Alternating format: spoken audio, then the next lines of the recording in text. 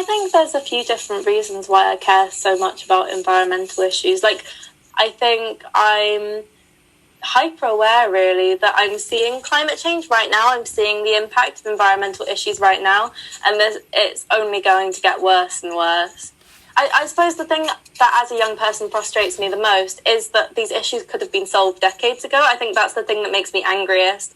But I think most of that sentiment is towards our politicians and our world leaders who, in my eyes at least, are continuously choosing other things like money and the economy and profit over our planet and our environment and the environmental issues that are going to go on and negatively affect all of the people that they're supposed to be representing. And as this generation of young people grow up to become voting age, they are going to be removed from power because they're not representing us and they're not representing the issues that we care about. And in terms of climate change in particular, I absolutely fell in love with that wave of action that we suddenly saw just a couple of years ago now, which, in my opinion, completely changed the landscape of the environmental movement and the whole conversation around climate change. And I think that's absolutely down to young people.